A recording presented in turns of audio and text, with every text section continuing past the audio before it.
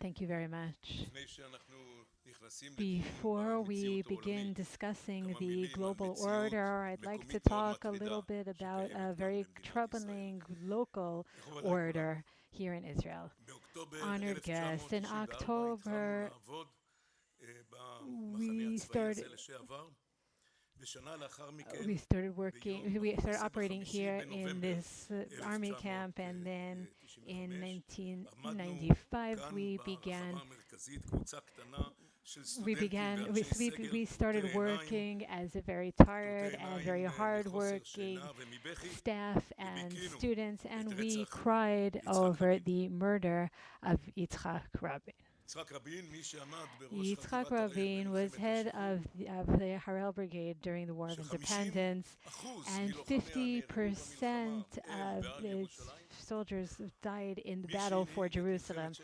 The leader of the Six-Day War, as the chief of staff, he was murdered. He was assassinated, and as we all thought that it is impossible for a Jew to murder the prime minister of the Jewish state, faced a very difficult reality. This murder, this assassination, was not only the murder of a person who had dedicated his entire life to the state of Israel, it was a rebellion against the civil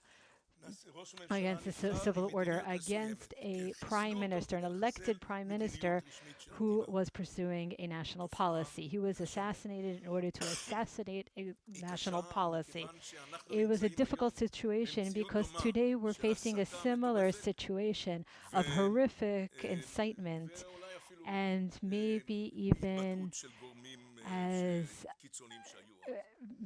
more extreme than what was said at the time. Just a week ago, Ms. Ilana Saporta sent a letter to Prime Minister Naftali Bennett demanding that he resign or be assassinated. And in order to show how serious she was, she sent another letter, and to both letters she included a bullet, and she threatened not only the Prime Minister, she threatened his son and his wife.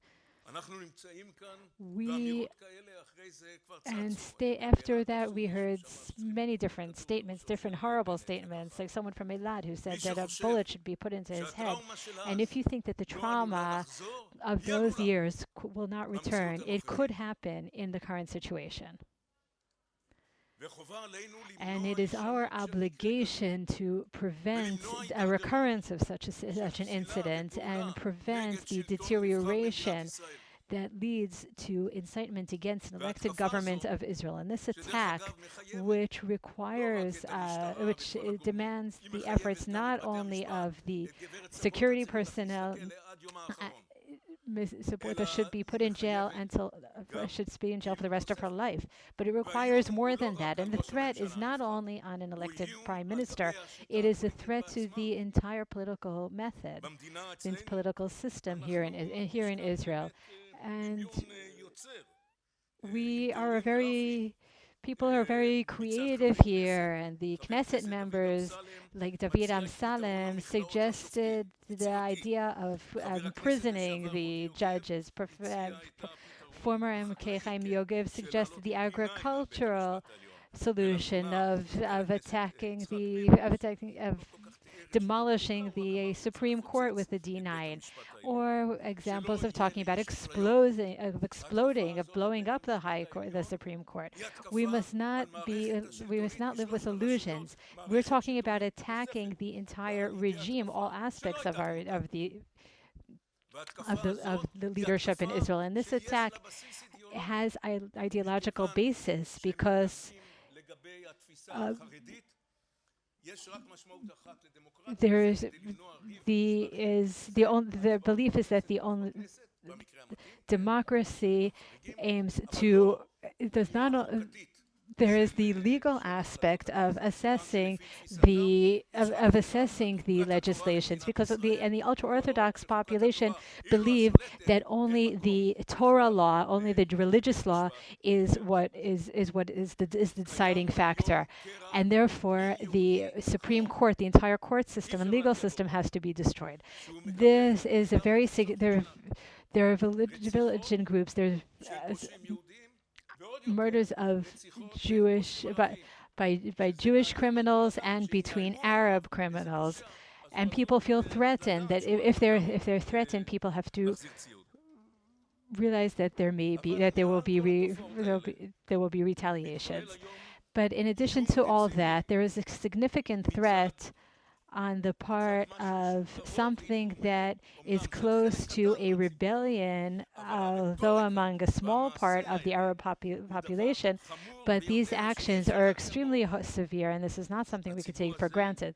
This population, this group, which is a small group, and we have to treat the entire Arab population based on democratic values, but these small groups are responding to the most extreme calls against the existence of the State of Israel, whether from Jihad, Hamas, or Hezbollah.